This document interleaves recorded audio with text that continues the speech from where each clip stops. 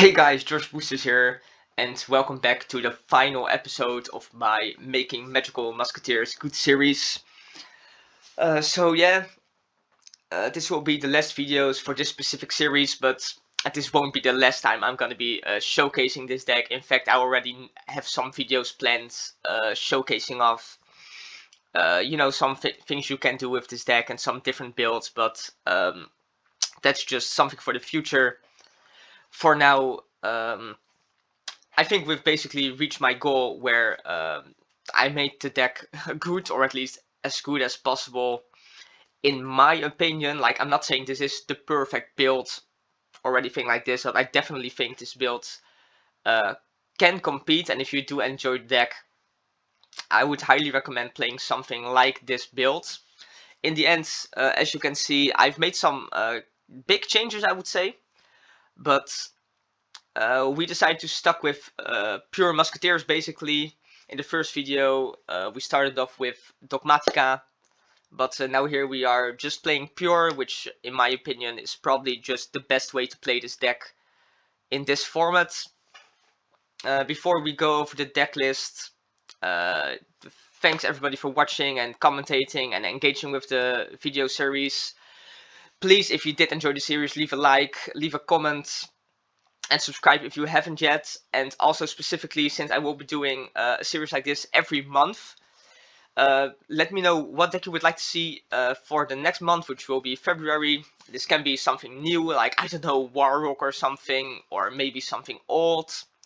Just let me know what you would want to see, but please no stuff like Virtual World or Drytron or something, because, you know, those are already good, so there's no point in trying to make them good, right? But yeah, here we go. Last time going over the Musketeer deck list. We are playing one Calamity instead of the Wild. I've talked about this in the previous video. I will put up a link, by the way, to the entire playlist of all the videos I did for this series in case you haven't seen them yet. But yeah, I talked about this in the last video.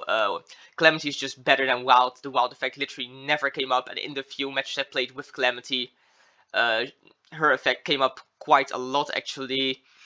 Much too wild actually allows you to grind, because if you're really going into a late game, Calamity can actually get back Doc, and then, you know, Doc can get back your monsters or your spells and traps. And then Calamity also just helps you turbo out rank 4s faster, which can be quite important when you're playing against cards like Dragoon, or if you want to go for Dweller or something like that.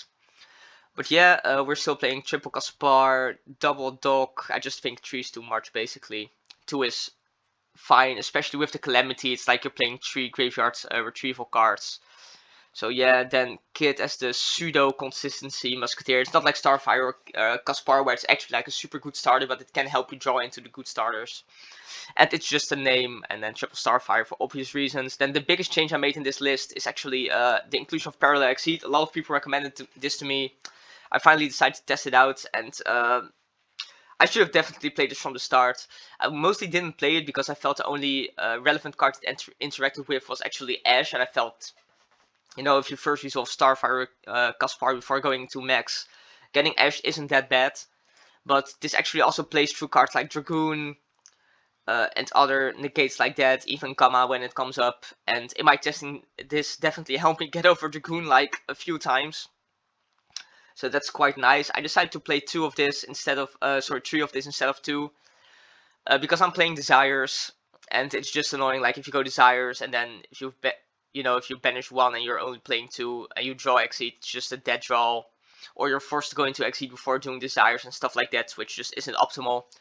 So yeah, 3, but it's just really good to see, so I don't really think it's that bad to play 3. I'm still playing Call by the Grave. I decided to cut one of the Cyclones, just because I had to make some space. Because I swapped out basically the 3rd Cyclone and the Triple Tactics Talent for a Droplet. This card's also just insane in this deck. I should definitely be playing this earlier.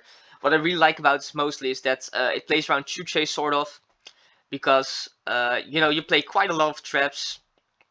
8 of them pre-siding anyway, which you can discard with the Droplet to shut off the Chuche. So you at least can attempt to play through Calamities, that is. And you have quite a lot of cards to play through the Chuche anyway, with Cyclone, Lightning Storm, and Desperado. So yeah, this card is really, really good. It also just is one of the cards that outs Dragoon, and it also provides an interaction disruption if you're going first, so I really like that. And aside from that, I think the list is basically the same as the last time, still on 3 Lightning Storm, still on Reborn, Triple Pot, and Upstart, and then the Musket ratio is still the same as last time. What I do want to point out is that I've been actually really enjoying Crooked Crown. It really allows you to extend in really interesting ways, where it might be reasonable to play 2 of this instead of 1, especially since I'm playing Desires. Like, if I do end up playing the new pot, one of this is fine, but I definitely think it's interesting in while you're playing Desires that playing 2 might actually not be so bad, especially since it also just helps you play through disruptions if you're going second and you have multiple muskets in hand. So yeah, the side deck's still mostly the same as it was before. I just swapped out the third Lancia for the third Cyclone. But yeah, aside from that, if you want any explanations, just watch the previous video. Then the side deck changed a little bit as well. I actually included this as a rank 4. At first I was debating Bagushka, but I figured Bagushka wasn't really good against the best decks in the format, which are Drytron and Virtual World. And I figured it would be really funny to make this with the Parallel Exceeds, and then mix it up with the cross domination, which will then after you negate the card, you can basically destroy it, and you can also draw a card. But to be honest, like, this isn't mandatory at all. I just thought it would be funny to include and to try it out. Aside from that, the extract is still the same as it was before, because I was just quite happy with how it ran, and I really haven't felt like I was missing certain cards. So yeah, that was the final deck breakdown for the series. Please let me know what you think of the deck, how it came out, and then let's hop into the gameplay for this one, which will actually be kind of a rematch because we're going to be playing against Drytron once again.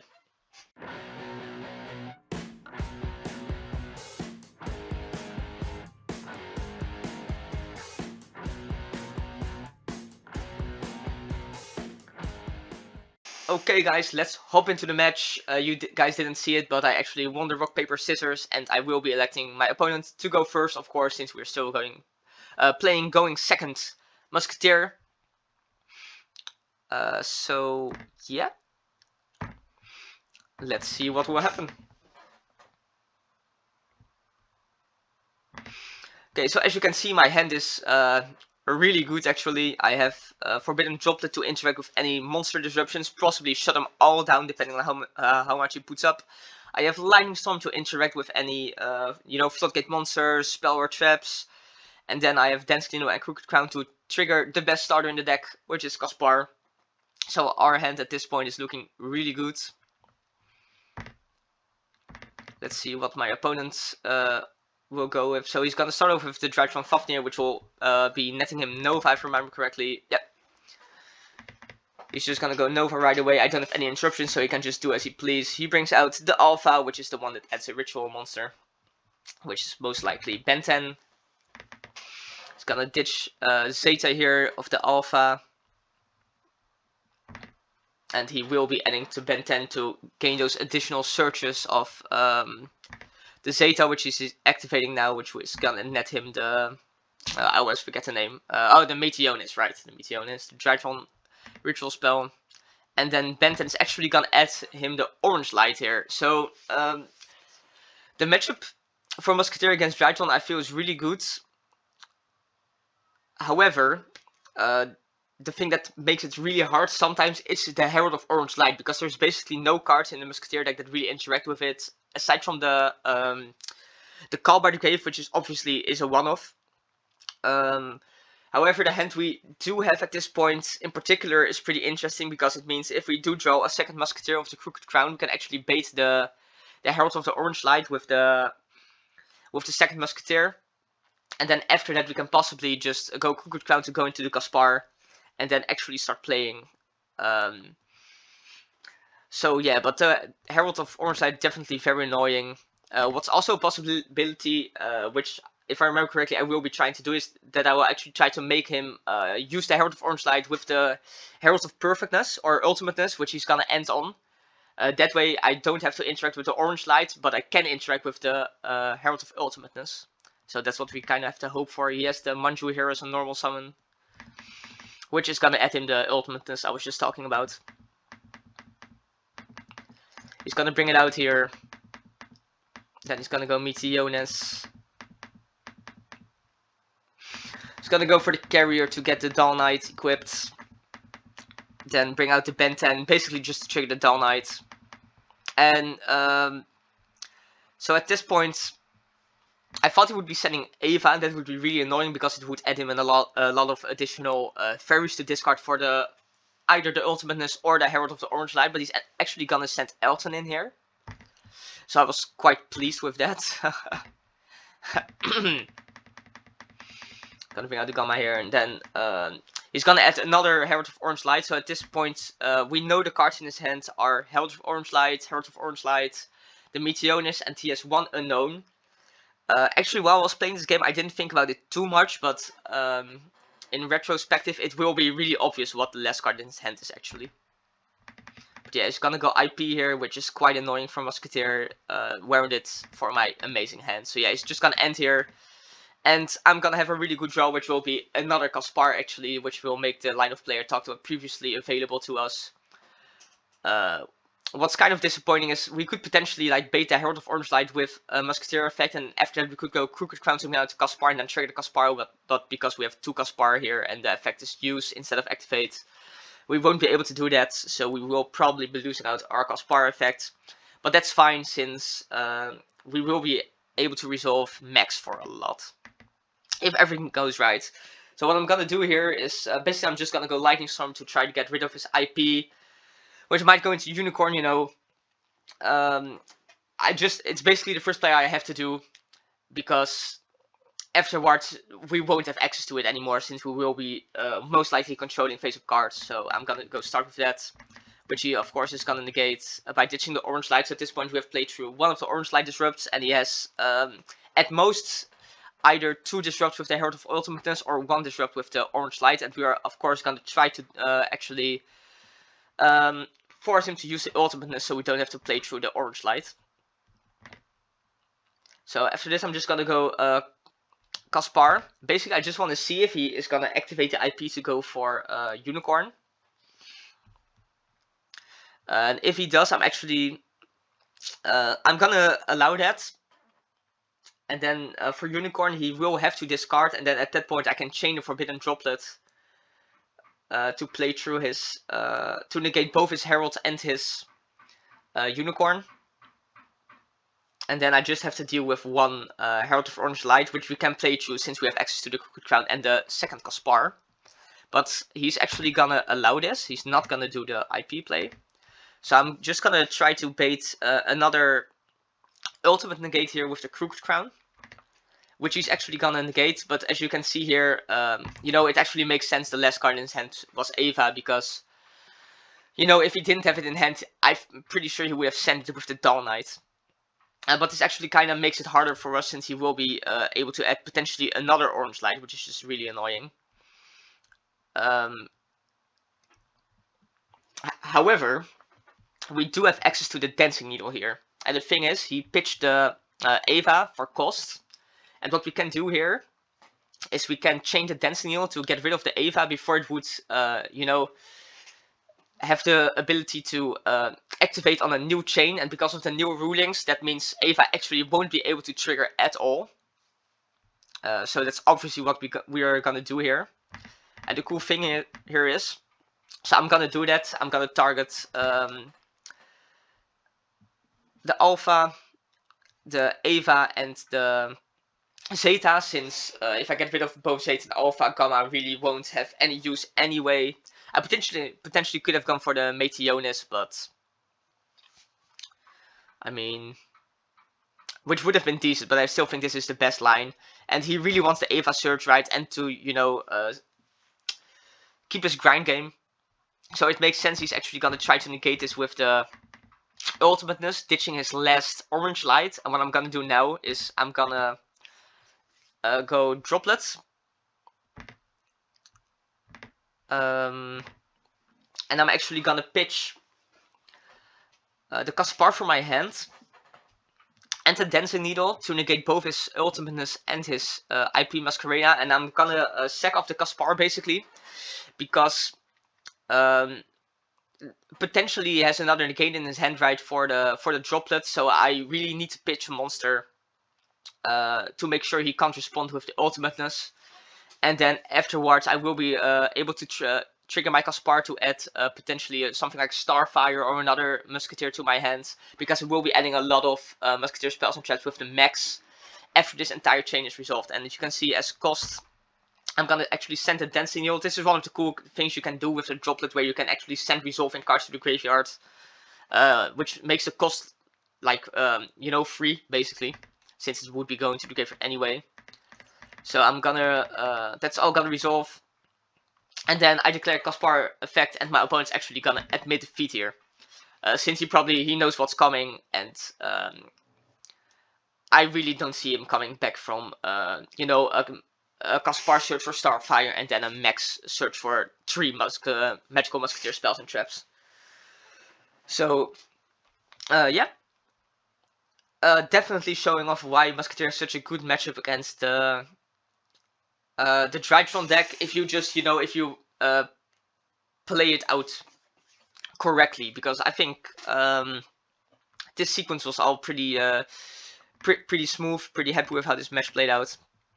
Yeah, and then in the second game, my opponent's actually gonna make me start, so pretty smart play on his part, definitely correct.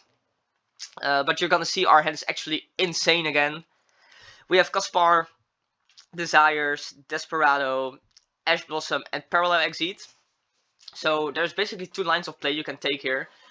The first thing you're always gonna do, obviously, is just gonna go normal Caspar and then go Pot of Desires, see what you draw, and get a search from Caspar.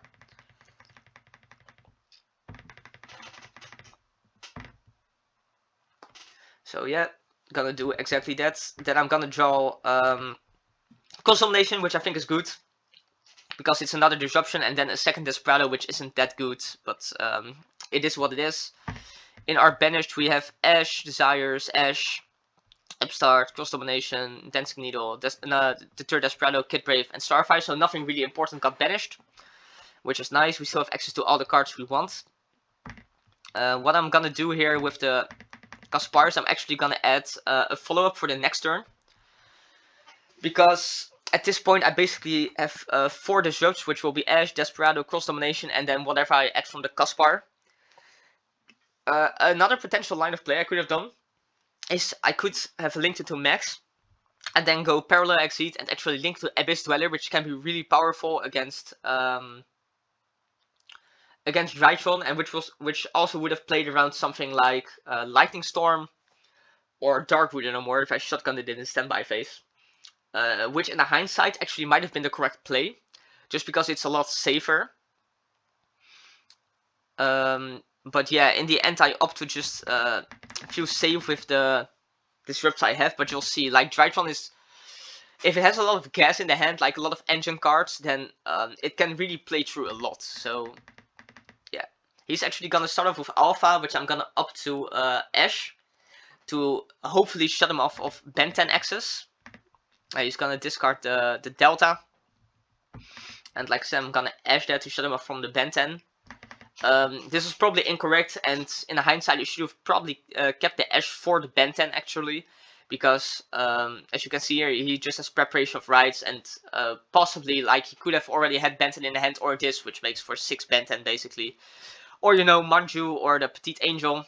Well, I guess we could have negated those with the Cross Domination, but yeah, still the odds of him having 1 Ben 10 are pretty high anyway, so probably should have kept the Ash. Now he's gonna go Delta effect, which I can't really you know, interact with. And he's gonna review the ultimateness for the draw, and then he's gonna trigger the Ben 10. And then this is really annoying, right? Because basically from this point on I won't be able to trigger Caspar's effect, since if I do that he can just Orange Light me, and then I won't be able to activate the other Musketeer trap or spell I have in my hand. So he's gonna go Manju here, which I'm gonna opt to negate with the cross domination, just because I figured this was the best target. I don't really know which other target I would have possibly negated with the cross domination. And then I'm actually gonna opt to not activate the Caspar effect, just to not play into the orange light, because I still have the Desperado as interaction. He's gonna link it to the Union Carrier here, which I'm gonna pop with the Desperado if I remember correctly, to shut him off with even more pluses. And then at this point, since I don't have any other Magical Musketeer spells or traps in my hand, I want to activate anyway. I'm actually gonna trigger the Caspar here, which is of course gonna force out the orange light. But he actually has Ava again, which is really rough, basically. So he's gonna go Ava and add another orange light, and the Petite Angel to get access to Phantom for the next turn. So at this point we know the Petite Angel, we know Alpha, I think, Petite Angel, Alpha, Herald of Orange Light, and the actual Herald of Ultimateness in his hand. And then, okay, so the last card we didn't know about was the Twin Twisters. It's actually, I haven't watched this replay yet, so I didn't know this up until now. But he's actually unable to continue playing here, since he doesn't have access to something like Meteonis. So he's just gonna set the Twin Twister here, which I think is a bit of a misplay, because it is gonna allow me to actually summon from the deck with Max, if I want to. But then I draw the last stand, so at this point I'm feeling super safe, right? Even if this is some kind of, you know, disruption, I have the last stand to negate it. And by the way, this is also just one of the reasons why Xe is really good as format in the Musketeer deck, because, you know, it helps you chain block Herald of Orange Light, which you will see. So I'm just gonna go summon Starfire here, and then I'm gonna go into the Max to summon from the deck. And then chaining 2, I'm gonna go Parallel Exceed, which he is gonna negate with the Herald of Orange Light. I'm gonna bring out the Caspar here, and from this point on I basically have 3 disrupts left. And with the since I have less stands and Desperado, and then with Caspar I can potentially search for Dancing Needle, which is just, you know, absolutely amazing against this deck. And basically, I don't think he will be able to play through the Dancing Needle with the cards he has in hand, because if he discards the Bantam for cost for one of the Drytron cards, I can just chain the Dancing Needle to it to not make him resolve. And I think actually my opponent realizes this. I'm gonna go attack. Just pass. He's gonna draw another Delta, which he already has access to, so this is not a good draw at all. And then he's gonna go Alpha, which is fine. He's gonna go at Ben 10, and then so at this point I just really want to get access to Dancing Needle before he pitches the Ben 10, so I'm just gonna pop his Alpha to trigger my Caspar to search for Dancing Needle, which I'm gonna add. And yeah, that's it, guys. My opponent realizes he won't be able to play through the Dancing Needle, and is actually just gonna concede the game right here. Yeah, so I think this match was really good, to be honest. Really showed off the Musketeer deck and how it can definitely compete with the best decks in the format. Sadly, I haven't been able to show you any Virtual World matches this series, because I think I didn't even run into it that much. I ran into Drytron a bunch of times, and Virtual World just a few times, and I don't think the matches were that good, to be honest. Like, it just involved a lot of bricking from the Virtual World side or from my side, and that just, it doesn't really make it interesting to watch or insightful to watch, right? But yeah, that will be it for the Musketeer series. If you did enjoy the Musket content, don't worry, there will be more Musket content on the channel for sure, just not in the format like this. Like I mentioned at the start of the video, please let me know in the comments which other decks you would like me to feature in this series for the next month. Thank you so much for watching the Musketeer content I put out. I had a lot of fun making it. If you have any other things you would like to say about, like, the deck list, or you know, fun variants of the Musketeer deck you would potentially like to see later on the channel, like I'm definitely gonna show off some Musketeer Eltlick and maybe even some Shadow Musketeer later on, just not in a serialized format. So yeah, if you have any other cool ideas, please let me know, and I'll see you in the next one. Bye!